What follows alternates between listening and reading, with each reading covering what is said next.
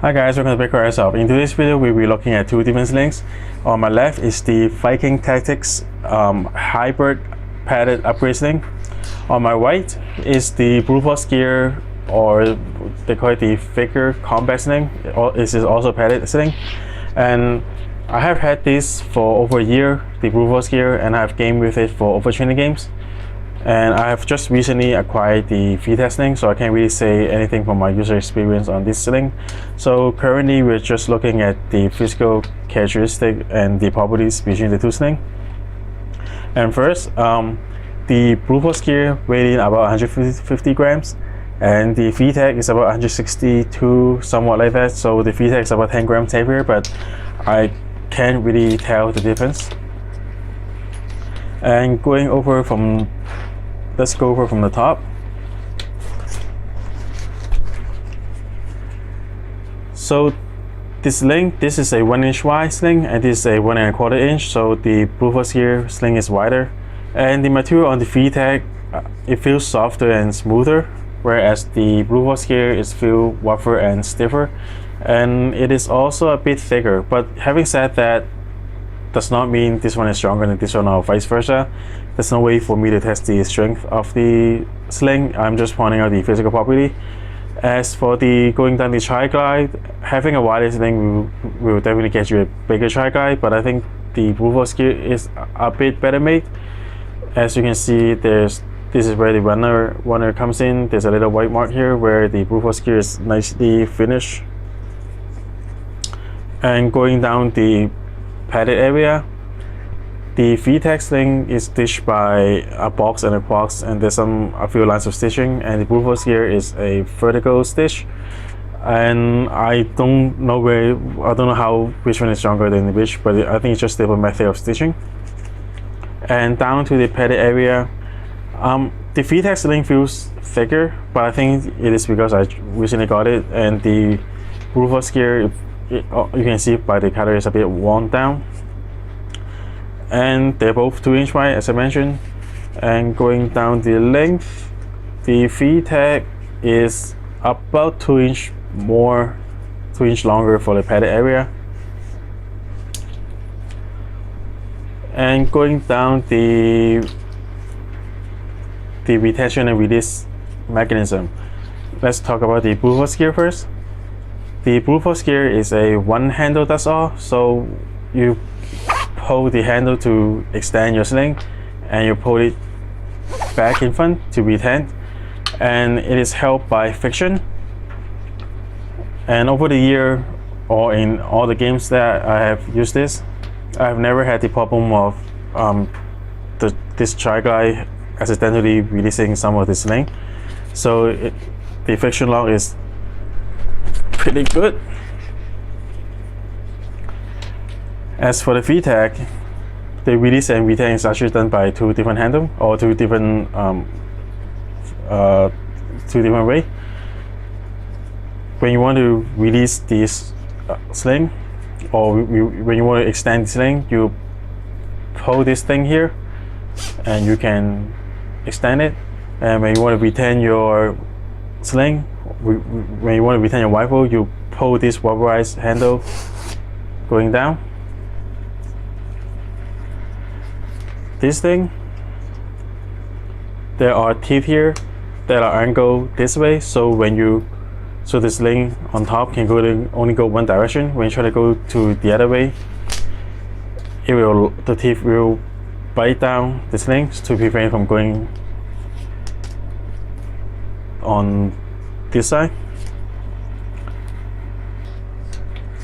So that's it for the physical comparison, and now I'm going to try them on and see how it feels. Okay, so first let's go over the Vtac sling. Now I've tried this a couple of times. It actually works better than I thought, and I realized that you do not need to pull the strap in order to release the sling. I can just hold down the release buckle and I can swing my rifle around, and the sling will release automatically, and I can just grab the retention handle to retain my gun. So again, release and retain, release and retain. So that actually works better than I thought it would be. And after you release the straps, the retention handle will be in the same area as the release straps. And you actually reach down. I mean, since they're so different, you know which one is which. You reach down, you grab the retention handle, and you retain your gun. So let me try this 3 times. Okay, so 1, 2, and 3. So it actually works better than I thought. So let's go for the blue horse gear sling now. And now we're on the blue horse gear sling. As I mentioned, only one handle works for both release and retain. So it actually has to grab the handle and release the sling first in order to hold your gun, and you can retain your sling by releasing the straps. By retaining the straps. And again, this is friction lock, so it's actually a lot tighter than doing this on the Viking Tactics sling. And this one moves around, so when it's in the retain position, you should be essentially in the front, and after it's released, it will be at the back, so you actually have 2 positions to go from. Okay, let me try to do this 3 times. And again, this one you have to release the sling first before you can bring up your rifle. So release, bring it up, retain, bring it down, release, bring it up, bring it down, retain, release, bring it up, and retain, bring it down. Of course, I've used this for over a year, so I'm a bit used to this sling. And I'm not comparing the retain and release in speed, but I'm just showing you how it will be done between the 2 slings. So this is the blue horse gear sling. So after I've tried them for a couple of times, and in terms of the function itself, the blue horse gear, the one handle does all thing might be less confusing to some of you guys. So as you can see, it's just one handle to handle everything. And as for the Vtac sling, you have 2 mechanisms. And when you retain your sling, you have to go all the way down. In case you have sometimes, if you're losing the not all the way down, something like this, when you reach back and try to grab the, just like this. So if you have something loose, sling material here, when you try to reach the release buckle, sometimes this might get in the way, as it happened to me during the review. So make sure this one is all the way down before you can grab the release buckle easily. And as for the Vtac sling, for this little strap here, you might want to go loop around retain by this buckle. So when you're retaining when the retention handle comes in here, it won't bump into this tiny sling material and kind of block it in the way.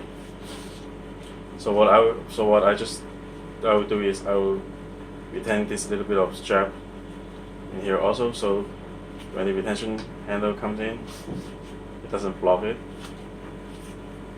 And now let's go over to the conclusion. Okay, so these are the basic comparison between the 2 sling, and I just went over the characteristic or the pros and cons to some of you on each of the sling. And again, both of these are great slings, and they're just a little bit different in terms of retention and release. And I'll be using the Vtac sling from now on, so I can do a more user experience or follow-up review on the Vtac sling. So please let me know in the comments on what you think, and as always, please support the channel by subscribing, and see you guys next time.